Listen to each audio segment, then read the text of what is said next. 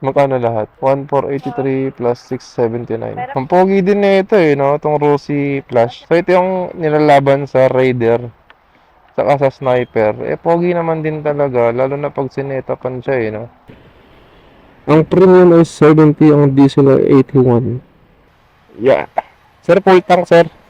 Kanya-kanya na yung likuan ng mga tao.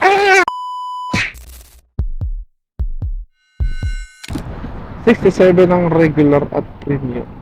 80 naman sa diesel. Aray ko po. Ilan yung green doon sa bahay? Parang isa na lang ata yun. Isa na lang ata yung green sa bahay. Isa pa. So yun, galing na kasi kami dito kanina. At pang ano na to? Pang 2 galon na to. Buti na dahil pa kayong reserba, no? Meron. 1,000. 1,000. Magkano lahat? 1,483 plus 679. Magkano lang? 160. Nasa ilalim ng ano? Baba ka muna. Adlang-adlang mo gataas siya?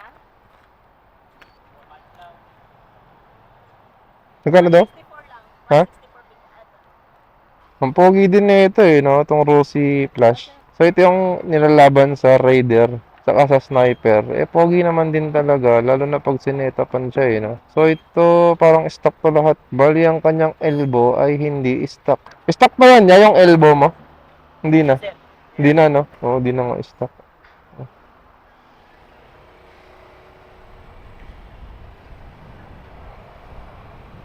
Siya ay naka-machine gun type. Angas din ang Rosy, eh, no? Ang Rosy ay nag-upgrade na.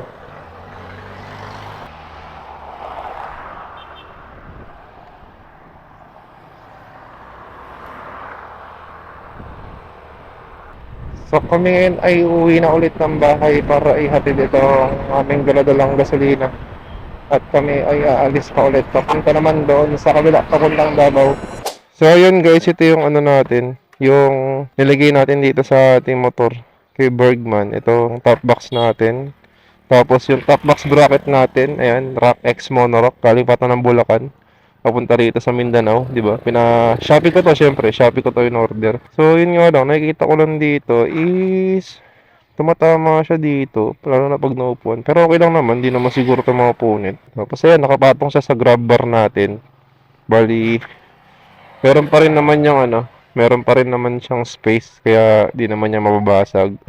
So, di naman natin ito lalagyan ng mabibigat. So, lagi ko na lang din sa description natin dyan sa may baba kung saan ko ito nabili. Lagi ko yung link kung gusto nyo ng Rock X Monorock. At kung malalayong lugar kayo, kung taga Mindanao kayo, at gusto nyo maglagay ng top box bracket dito sa Bergman natin, ay ito, Rock X Monorock. So, dalawang uri ng Rock X meron sila na pang Bergman. Ito kasi yung binili ko is grill type. Tapos yung isa yung flat type. Ito kasi grill eh. So, yan. So, alis pa ako at meron pa tayong bibilhin. So, 45 liters itong ating top box. So, ito yung nagustuhan ko dito. Ito mo. Diba? Talagang pasok na pasok siya sa gulay board. So, itong January nga, kailangan nang iparehistro ang mga top box. So, tulad nitong ating top box na nakalagay sa ating motor, kailangan nating pa-register. At nung unang nilabas nila yung memo na yun, meron niyang registration fee na 100 pesos. Pero dahil sa aking pagre-research ay wala na daw to itong bayad, no? At sana nga ay totoo. Dahil baka next week gawin ko na dun sa may LTO dito sa may Panabo para iparegister ang ating top box. Dahil mahirap na baka mamaya mahuli tayo ng LTO or HPG at bigla tayong parahin at tignan ng ating ORCR kung makaregister ang ating top box. So ito yung palayan dito sa amin. Yan, lawak ng palayan na yan. Ewan ko lang kung nakikita nyo, pero sobrang lawak na yan. Kalibat kanan yung palayan dito.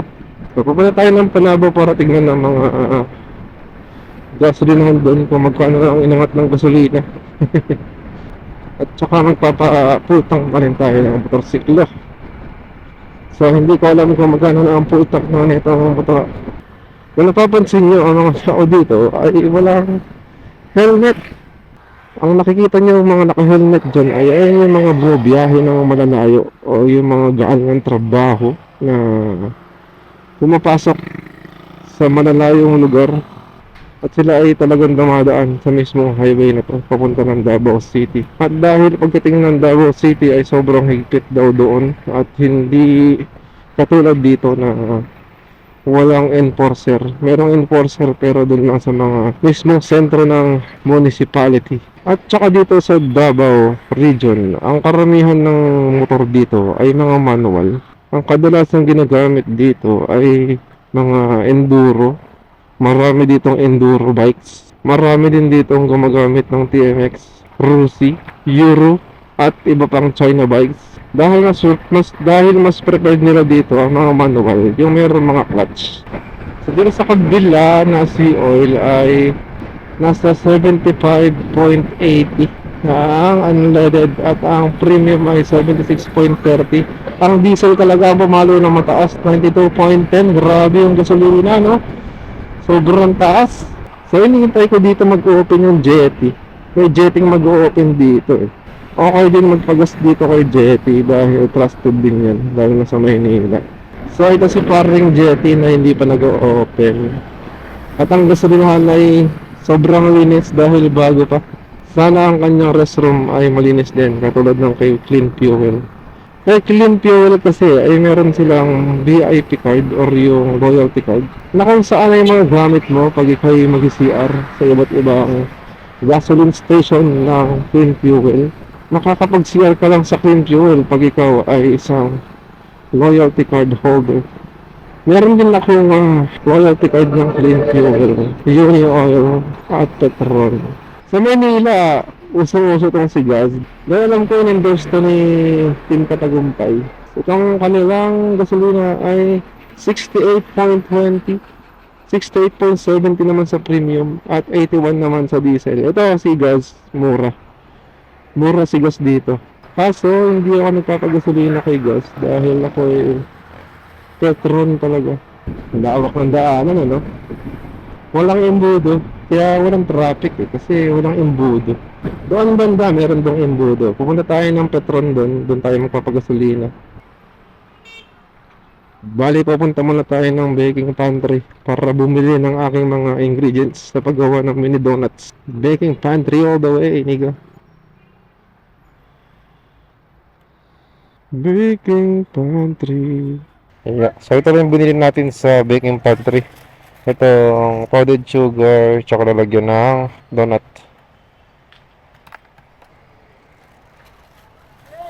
Ito na lang siya.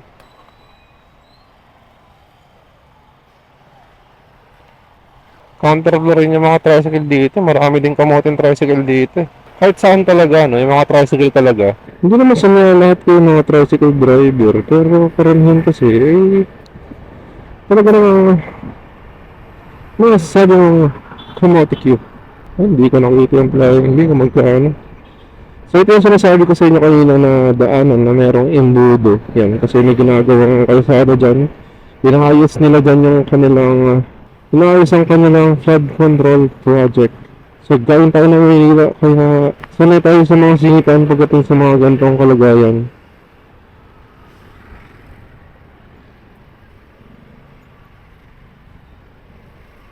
O, diba? Mas mabilis. So, ito yung kanilang flood control na nilalagyan ng bato. Di ko alam. Para saan ba yan? O, nilalagyan ng kanilang drainage system. There you go. Grabe usok. Grabe yung alikabok. Ayan o. Parang ka lang sa disyerto. Buti na lamang ay naka-full face tayo. So, yung mga tricycle kasi dito, parang limited lang ang kanilang mga visions of view dahil masyadong natatakpan yung kanilang ulo. Ayun, yumuko pa sila para makita nila yung mga paparating sa kaliwa at kanan. Lalo na sa mga papuntang kanan dahil masyadong blind spot. Kung titignan mo, masyadong blind spot. So, ayun na, Petron na tayo. Dito sa Petron ng Panabo, ang extra advance ay 69.50. Ang premium ay 70, ang diesel ay 81. So, yeah. Sir, full tank, sir. Full tank. Green. Unleaded. 69.50. Dahil mababa pa sa Petron, magpapa Full tank tayo. Magkano kaya abutin ng full tank ko ngayon? Hop, okay na yan. So, sige kaya, wait. Tugay mo ng 200. 200 muna, sayang. Sige, bira. Hop, yaman. Ay, mani popcorn. So, 9. Hop, loyalty card ng Petron. Tapos, 200 pesos. So, libre na yung 86 cents. So, inabot tayo ng 200 pesos para sa mahigit 3 litro. Thank you, sir. 69.50 per liter. Inabot tayo ng 2.89 sa halagang 200 pesos. Grabe yung gasolina. Yung 2.89 liters na yan, nakaraan, nagkapagasolina ako ng ganyan kadami din. Inabot lang ako ng nasa 150. Mga ganun. Pero ngayon ay sobrang taas na kasi ng gasolina kaya ganyan na ang ating gasolina price. Volta din, no? Kaya ganyan na ang kanyang price ng gasolina. Delikado rin kasi tumawid dito eh. Kumbaga para ka nasa Commonwealth. Although slow moving naman yung mga sasakyan. Pero syempre, mamaya may mga kamotik dyan na driver at hindi tayo mapansin. Katulad niya, no?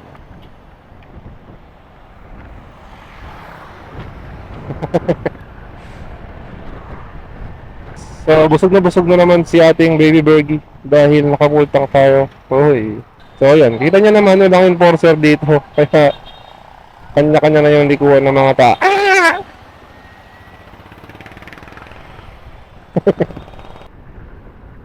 Dito, same lang din, oh. Sa Petron dito ay 69.50 din. So, 7.50. So, ang gasolina ay talaga naman. Dito ay 80. 68. Pinabahan naman ako doon. 68 ang Bert. Ang unleaded at ang Thunder ay 69. Ayan yung premium. Tapos ang diesel ay 80.45. Pwede dito? Ha? Bawal? Oh, 10 liters lang to ya. 10 liters lang ya. Tago ko na lang. Dito na lang. Aya pula. Sa ano sir, sa ano ngayon kasi ngayon, di ba? Pag dito na anihan, kailangan ng gasolina ng traktor. Ayaw din kasi mabigyan ng ibang gasolina, ayaw maniwala eh. Anihan kasi ngayon. Ha? Labot ah. Yun. So, 700 yan niya. So, ano yun ang pagitan sa Panda, no? Sa Panda, ang 10 liters dito. Thank you.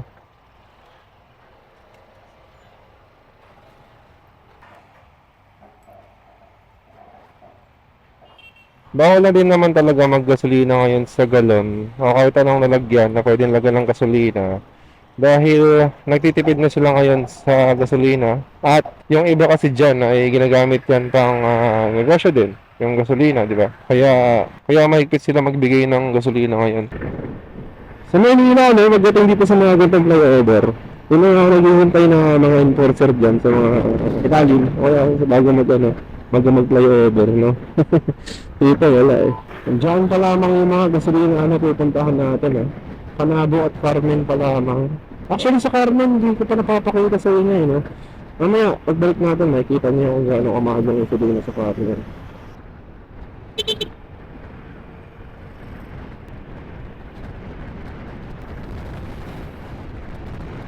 Sarap dahon pag bagong spalto yung kalsada eh, no? Grabe yung diesel, 92 eh. Grabe yung diesel yan. So, pag hindi ko na monitor ang aking eco mode, siyempre minsan napapasarap tayo sa piga-piga ng throttle. Nakamula ang eco mode natin.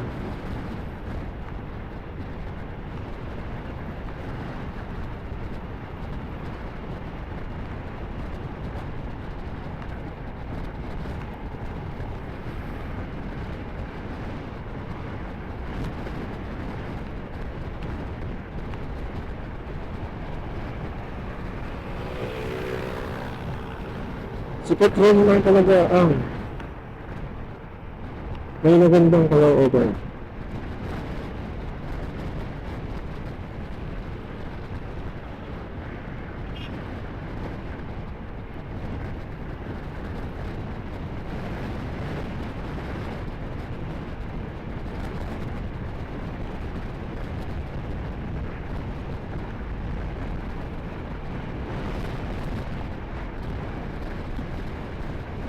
Wow, balot. Ayun na, masarap naman talaga kumain ng balot. Pero pagdating naman sa akin, parang sarap kumain ng balot eh, no? Pero hindi ko siya kumakain ng balot eh.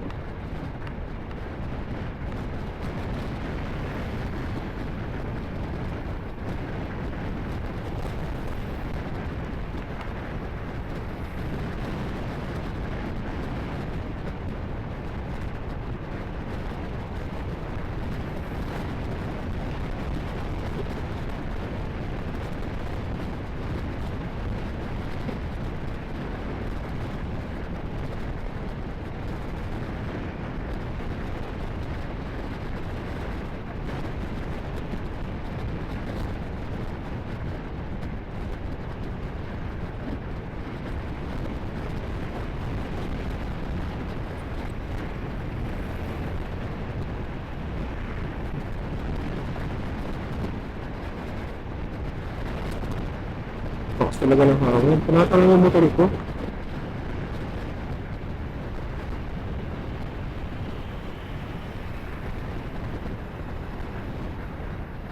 Grabe, nagdaan na ako. Pinakasilas ako ng hangin.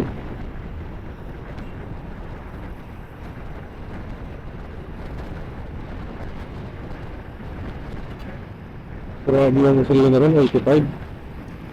Dito sa Gas Island. So marami pa rin nagpapagasolina sa kanila kasi ano, syempre loyalty.